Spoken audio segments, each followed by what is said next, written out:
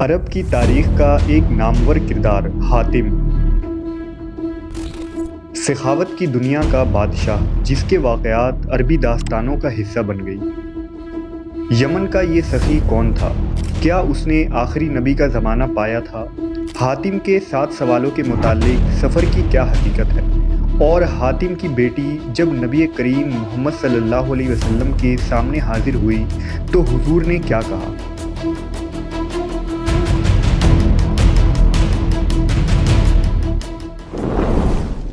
یہ ربیع الاول 9 ہجری کا سال تھا جب حضور صلی اللہ علیہ وسلم نے حضرت علی کو 150 سپاہی سمیت قبیلہ طے کی طرف بھیجا، کیونکہ انہوں نے حنین کی جنگ میں مشرکین کا ساتھ دیا تھا۔ حضور نے حکم دیا کہ طئی قبیلہ کے بت جس کا نام قلس تھا اسے توڑ دیا جائے۔ کالی جھنڈیاں لے کر عربوں کے تیز ترین شہسوار صبح صبح بنو طے کے محلے پہنچ گئے اور طے کی چھوٹی سی فوج کے ساتھ جھڑپ کے بعد یہ علاقہ فتح ہوا۔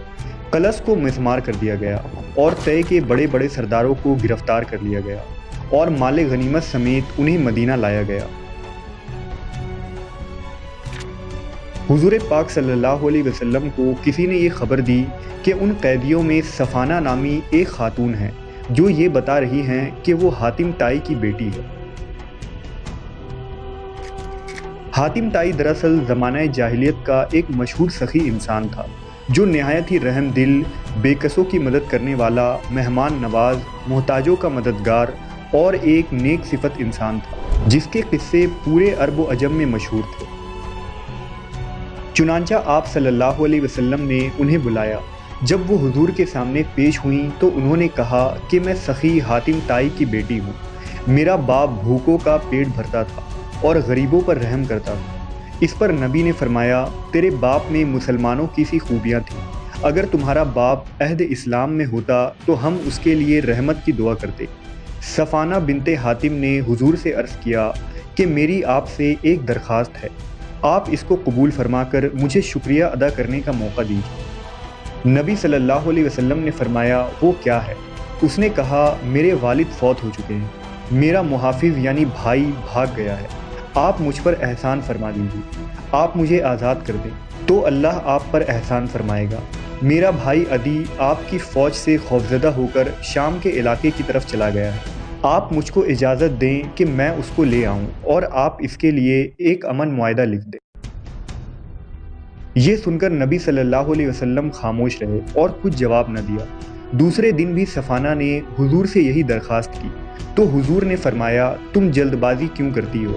جب تمہارے علاقے سے کوئی آئے گا جس پر تم کو اعتماد ہو تو اس کے ساتھ چلی جانا۔ لہذا چند دنوں بعد ان کے رشتہ داروں میں سے کچھ لوگ آئے تو حضور نے صفانہ کے لیے کپڑے کے جوڑے بھیج دیے اور ان کے لیے سفر کا سامان دے کر سواری بھی روانہ کر دیا۔ لہذا صفانہ اپنے قرابت داروں کے ساتھ اپنے بھائی کے پاس پہنچ گئی۔ صفانہ نے اپنے بھائی عدی کے سامنے حضرت محمد صلی اللہ علیہ وسلم کی تعریف کی اور کہا کہ میرا تو خیال ہے کہ تم جلدی ان کی خدمت میں حاضر ہو جاؤ، اگر وہ نبی ہیں تو تم کو جلدی سبقت کرنی چاہیے اور اگر وہ بادشاہ ہیں تو تمہاری عزت میں کوئی فرق نہیں آئے گی۔ لہذا عدی بن حاتم اپنی بہن کے ہمراہ مدینہ پہنچ گئے اور مسجد نبوی میں حاضر ہوئے۔ وہاں حضور تشریف فرما تھے۔ حضور کے پاس ایک گدا رکھا تھا جس پر آپ بیٹھا کرتے تھے۔ حضور نے اسے عدی کی طرف سرکا دیا۔ عدی نے عرض کیا کہ نہیں، آپ اس پر بیٹھ جائیے، لیکن حضور نے اشارہ کیا اور زمین پر بیٹھ گئے۔ حضور نے عدی کو اسلام کی دعوت دی، چنانچہ عدی نے حضور کی شخصیت سے متاثر ہو کر اسلام قبول کر لیا۔ اس پر حضور کا چہرہ مبارک خوشی سے چمک اٹھا۔ بہرحال صفانہ اور عدی نے حضور صلی اللہ علیہ وسلم کو اپنے باپ حاتم طائی کی صفات اور رحم دلی کے واقعات بیان کیے تو حضور نے حکم دیا کہ بنو طے کے تمام قیدیوں کو رہا کر دیا جائے۔ حاتم طائی عرب کا وہ مشہور شخص تھا جس سے نبی کریم صلی اللہ علیہ وسلم بھی متاثر ہوئے تھے۔ دراصل حاتم کا اصل نام حاتم بن عبداللہ بن سعد الطائی تھا جو طائی قبیلے کے ایک سردار کا بیٹا تھا۔ کہتے ہیں کہ بچپن میں ہی والد کے وفات کے بعد حاتم نے اپنی دولت مند اور سخی ماں کے گود میں پرورش پائی۔ حاتم کی ماں نے کچھ اس طرح اس کی تربیت کی کہ وہ سخاوت کا وارث بن گیا۔ وہ جوان ہو کر بڑا سخی انسان بنا۔ وہ سخاوت سے ہی دل بہلاتا اور اس میں اس قدر مبالغہ کرنے لگا کہ جنون کی حد تک پہنچ گیا۔ حاتم بچپن سے ہی اپنا کھانا وغیرہ اپنے مفلس ساتھیوں کو دے دیا کرتا تھا۔ دادا نے جب اونٹوں کی نگرانی کا کام اس کے ذمہ لگایا تو حاتم نے اجنبی مہمانوں کے لیے 3 اونٹ ذبح کر دیے اور باقی ان میں تقسیم کر کے دادا کے سامنے فخریہ اظہار کیا کہ میں نے آپ کے خاندان کا نام دنیا میں روشن کر دیا۔ حاتم کی سخاوت کی قصے تاریخ کی کتابوں اور عربی داستانوں میں بھری پڑی ہیں۔ البدایہ و النہایہ میں امام ابن کثیر لکھتے ہیں کہ ایک دفعہ عرب میں قحط کا زمانہ تھا، ہر طرف سوکھا پڑا تھا، لوگ دانے دانے اناج کے لیے ترس رہے تھے۔ خود حاتم اپنے گھر والوں سمیت فاقہ سے بدحال تھا کہ رات کے وقت ایک عورت نے آ کر اپنے بھوکے بچوں کے کھانے کے لیے فریاد کیا۔ حاتم نے اٹھ کر اپنا گھوڑا ذبح کر دیا اور پہلے اسے کھانے کو دیا، پھر اپنے بچوں کو جگا کر کھلایا، اور جب تک اپنے قوم کے ایک ایک گھر میں جا کر وہ گوشت تقسیم نہ کر لیا خود کھانا نہیں کھایا۔ حاتم کے گھر کوئی مہمان آ جاتا تو وہ اس کی عزت و تکریم میں کوئی کسر نہ چھوڑتا، بلکہ وہ خود مہمانوں کی تلاش میں لگا رہتا اور اونچی پہاڑی پر ایک آگ روشن کر کے آوازیں دیا کرتا اور اپنے غلام کو خوشخبری دیتا کہ اگر اس آگ کی وجہ سے کوئی مہمان ہمارے گھر آ گیا تو تم آزاد کر دیے جاؤ گے۔ وہ مقام جہاں حاتم رات کو آگ جلایا کرتا تھا آج جبل سمرہ کی چوٹی پر واقع ہے، جو حاتم طائی کے آتش دان کے نام سے مشہور ہے اور آج سعودی عرب کی سیاحت اور آثاریاتی مقامات میں سر فہرست ہے۔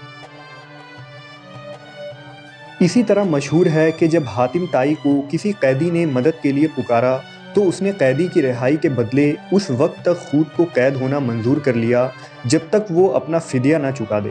اس طرح کے بے شمار قصے حاتم کے متعلق عرب میں زبان زد ہو گئے۔ حاتم کی سخاوت کے چرچے گھر گھر عام ہونے لگے اور اس کی فیاضی کی داستانیں عرب میں ایک ضرب المثل بن گیا تھا۔ ابن عربی حاتم طائی کے متعلق کہتے ہیں کہ حاتم ہر میدان میں ایک کامیاب شخص تھا۔ جب وہ جنگ کرتا تو غالب آ جاتا، کسی سے مقابلہ کرتا تو سبقت لے جاتا، کوئی کھیل کھیلتا تو ہمیشہ جیت جاتا، اور سخی اس قدر تھا کہ جب ماہ رجب کا چاند نظر آتا تو حاتم ہر روز 10 اونٹ ذبح کرتا اور لوگوں کو کھانا کھلاتا، اور لوگ اس کے پاس جمع ہو جایا کرتے تھے۔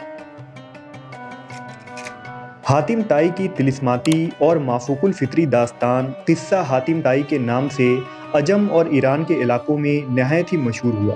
اس داستان میں حاتم ایک شہزادی کے ذریعہ کیے گئے 7 سوالوں کے جوابات کی تلاش میں نکلتا ہے، اور یہ سفر نہایت ہی عجیب و غریب اور خطروں سے بھری ہوتی ہے، جسے حاتم اپنی ہمت اور جوانمردی سے مکمل کرتا ہے۔ لیکن قصہ حاتم طائی محض ایک افسانہ ہے جس کا حقیقی حاتم طائی سے کوئی واسطہ نہیں۔ نبی کریم محمد صلی اللہ علیہ وسلم کے اعلان نبوت سے 33 سال قبل ہی حاتم طائی فوت ہو گیا اور رسول اللہ کا زمانہ نہ پا سکا۔ اگر وہ زندہ رہتا تو دیکھتا کہ شاہ عرب محمد صلی اللہ علیہ وسلم کی سخاوت بارش کی طرح عرب کے ہر علاقے میں برس رہی تھی، جو رحمت للعالمین بن کر آئے تھے، یہاں تک کہ خود حاتم کا خاندان بھی اس سے محروم نہ رہا کہ عرب کے اس مشہور سخی کے خاندان پر نبی کے بڑے احسان تھے۔